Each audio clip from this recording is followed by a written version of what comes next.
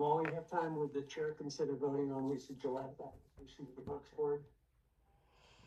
Ready for that, John? Yeah.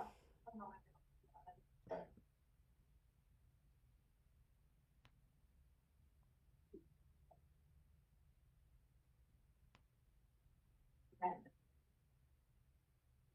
So I have 2 letters prepared for last week, so I'll have to add a date to the one for this. I'm open for discussion now.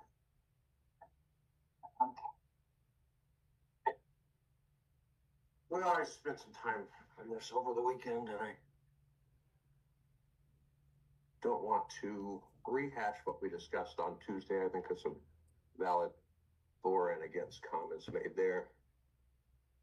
But the majority of my thoughts on this were kind of resting. Is there a difference between a servant and a public servant? The greatest test, I think, of a public servant is going to be, could they put the public ahead of their own personal or family needs? And I think we have that answer with the Gillettes. It's how they came to us, was representing their family. They've been true to that. I have reason to believe they will remain true to that. I would say they're going to do that over the needs of the county. So I think they failed that first test. They're going to look out for the Gillette's needs. And what I think we need for the Parks Board is someone who's going to look out for 14,000 people, plus anyone who can enjoy our parks. That's the first part. The second piece is something that's been concerning me, and I feel derelict that I haven't brought it up before, and that is sort of the way the Gillettes have maligned the Parks Board and Mike Kirkwood. I don't feel like they've given a fair representation of how the Parks Board is operated. I don't feel like their comments reflect Mike Kirkwood's efforts on their behalf or on Parks' behalf. Judging, going back to whatever, a year ago or better, the scoping process around the park that was actually set up by the vendors to begin with, the public notification process for that, they must have put some 200 people through that gymnasium. All the usual suspects were there. Like a lot of people did get the message. Doesn't sound like the Gillettes did. But I think it was noticed properly. But if you're listening to their comments, some of which are pretty acidic, you would come to the conclusion that the Parks Board is having secret meetings and running their own agenda and excluding them, and some kind of deceit. I just don't think that's the case. I don't think that's an accurate representation of how Mike's running things there. I think it's an injustice on what he's really trying to do down there and the Parks Board as well. And it concerns me that they've said that so prominently. And then I just have this gut reaction when people are attacking staff that it better be just before they throw my people under the bus, because I want to defend them. That's a John thing for sure.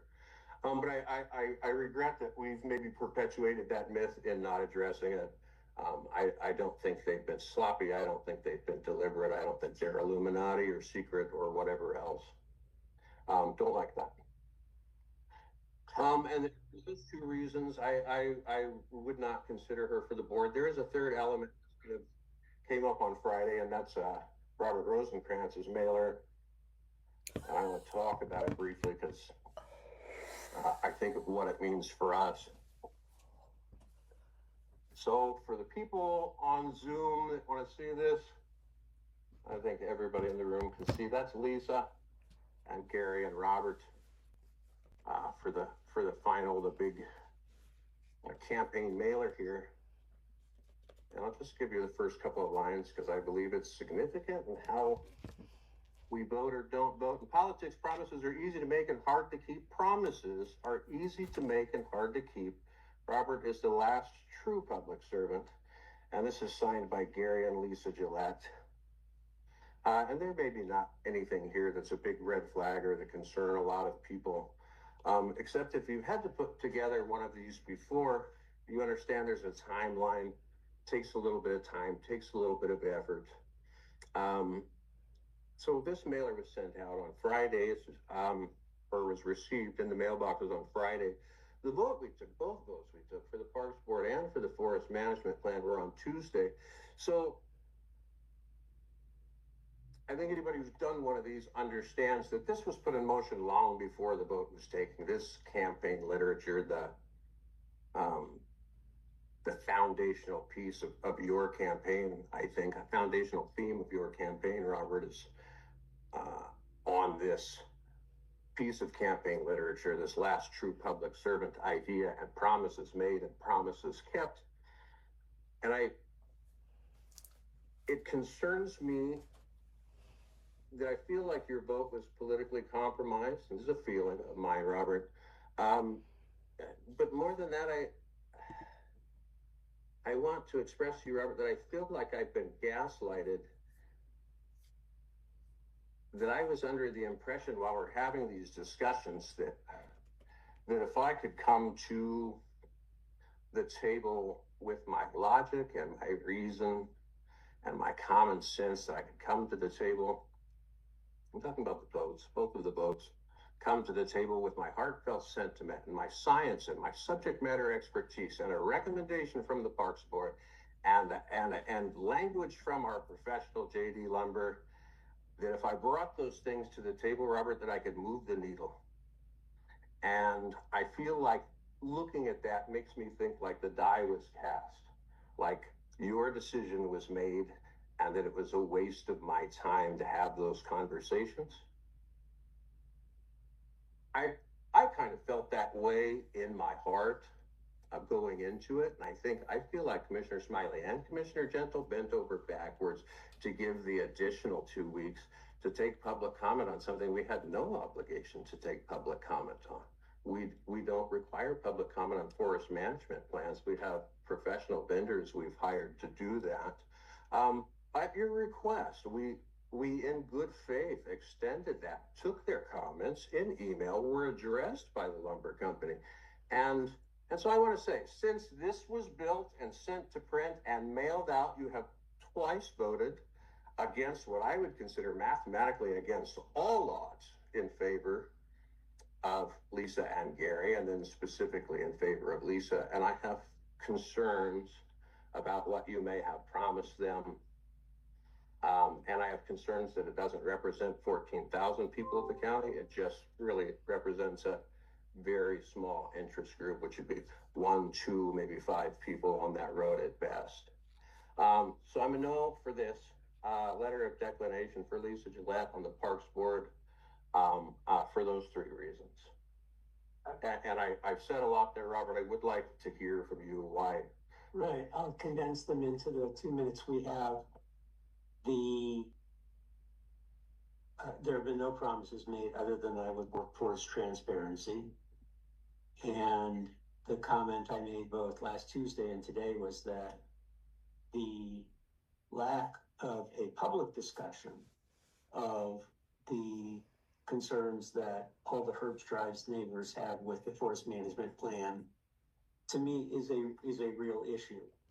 And whether we have the obligation to have any public input doesn't obscure the need for public input in a public fashion. So this letter is their expression of me trying to represent the greater good, not yes, they may have a specific interest in this, but I believe that's their expression of the greater good beyond just Herbst Drive. That the public servant part of it is not, hey, what's he going to do for us in a specific location, but how is he serving the county? As are all the comments on the other side of the church. So you can interpret it how you wish to interpret it, but the test will be whether there is a public sentiment for someone who wants to expand the transparency and earn trust that way, or to see the decisions that we make as They can be generated from a top-down fashion, and that's good enough. To me, that's not good enough. And I'm always trying to expand the daylight that is shed on these issues. And Oh, gentlemen. Not gonna add to your comments. I stick by my decision from last week. I don't need to re-articulate my reasonings.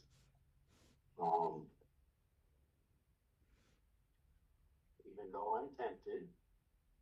Okay, for purposes of going forward, I would entertain a motion either way from you, either one of you guys, that we could call a vote.